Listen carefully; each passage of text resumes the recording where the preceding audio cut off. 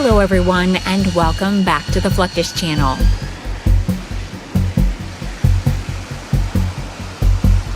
It's no secret that both military and commercial aircraft represent very expensive pieces of aviation equipment. For instance, the F-35 has a price tag of more than $80 million per plane, while a civilian Boeing 747-8 Intercontinental costs as much as $418 million.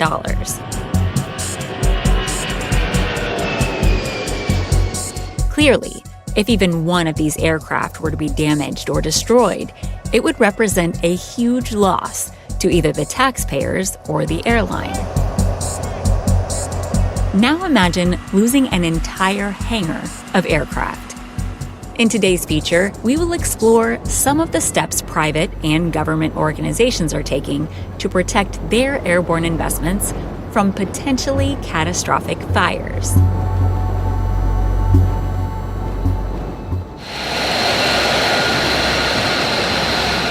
Military aircraft hangars are not only unique in that they can contain billions of dollars worth of equipment, but there is often highly combustible jet fuel or even military armaments present.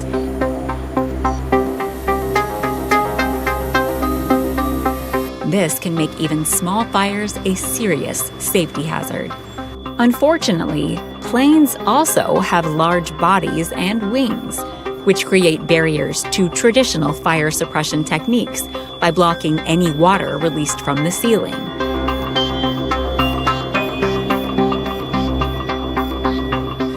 This is why the Air Force, National Guard, and other branches of the military have made major investments in foam fire suppression technology.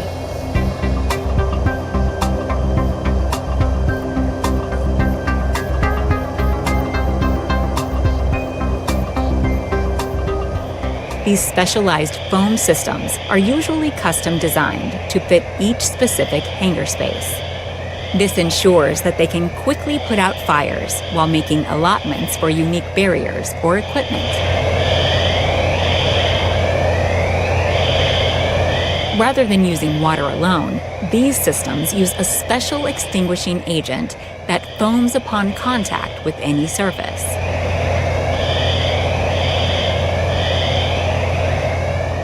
As the foam expands upward, it pushes the flames away from the ignition source, causing them to extinguish. The foam also provides a barrier to keep oxygen from reigniting the blaze, while the water portion disperses the accelerant.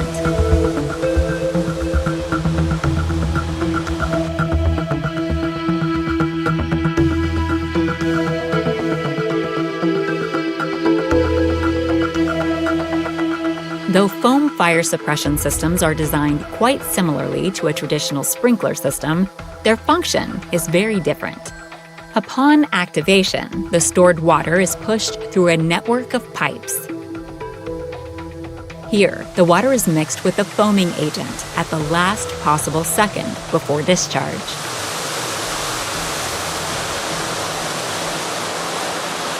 At that moment, large bucket-sized nozzles in the ceiling disperse the foam across a wide area of the hangar. Once it makes contact with a surface, the foam immediately begins to expand, suffocating the blaze.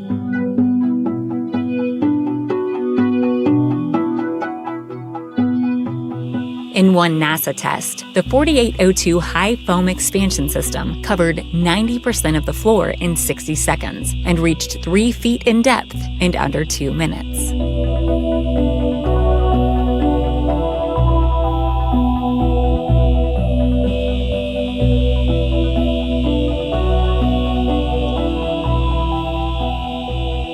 The test was a success. It was a pass. They hit the criteria for both of the time marks that we were looking for.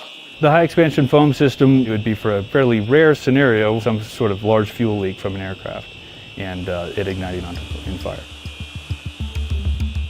Though foam fire suppression systems are an excellent solution to the unique problems posed by airplane hangar fires, they are far from perfect.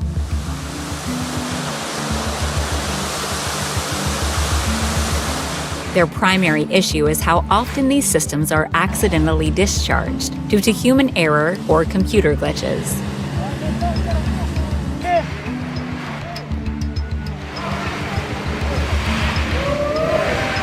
In one famous false alarm at a National Guard base in Tulsa, Oklahoma, 10 Black Hawk helicopters were buried in over 8 feet of foam. The foam expanded so quickly that it affected the aircraft both in the hangar and hundreds of feet away, and the average cleanup cost per misfire event is estimated at $20,000 to $40,000. Despite these expenses, most organizations tend to agree that the benefits of foam fire suppression systems largely outweigh the cons. That's why both civilian airports and military installations are also investing in mobile foam systems. These systems are powered by small fire trucks, with crew members using handheld hoses to extinguish the flames at the source.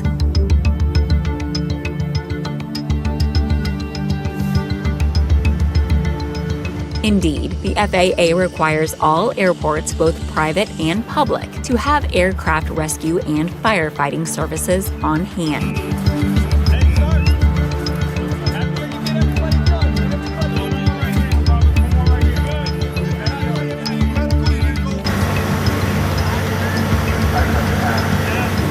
On a normal day, we get told we have to be here anywhere between 24 and 72 hours. It's our job to be ready when everyone else is least ready. When we respond to calls, everyone's going to carry a tool. Usually it's an axe or a Halligan tool. At that point, they'll carry that to the aircraft. When it comes to aircraft rescue and fire suppression, there is no organization facing more unique challenges than the U.S. Navy.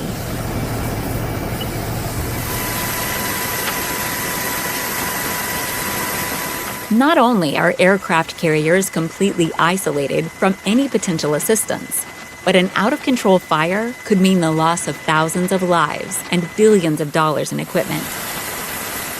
Since the 1960s, U.S. carriers have been using aqueous film forming foam, or AFFF, to protect the planes and vehicles in the hangar bay. Like those installed in hangars back on land, these shipboard suppression systems release foam from the ceiling in the event of a fire, spreading at a 0.06 gallons per minute per square foot.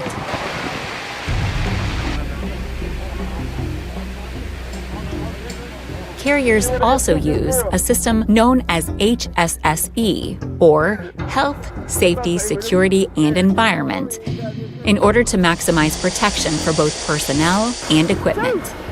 These stipulations contain a variety of shipboard rules and methods of conduct. They include wearing safety helmets, goggles, and life jackets when directed, but extend to specific fire prevention rules as well.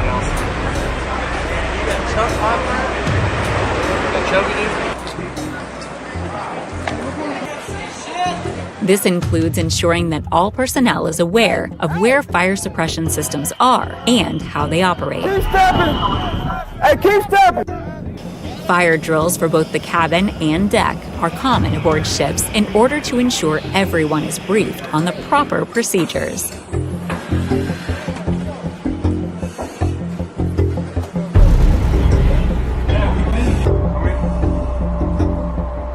Come here, do your part. Look at it.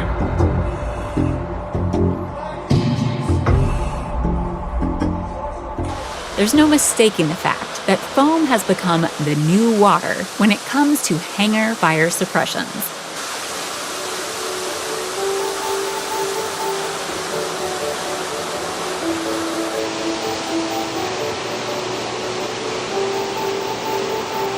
Foam is ideal because it can more readily handle fires stemming from aircraft fuel and other combustible agents. It also expands quickly, covering areas that water might not reach due to the large fuselages and wings of parked aircraft. Foam is also helpful outside of hangars, where it can be quickly utilized by mobile aircraft rescue and firefighting services.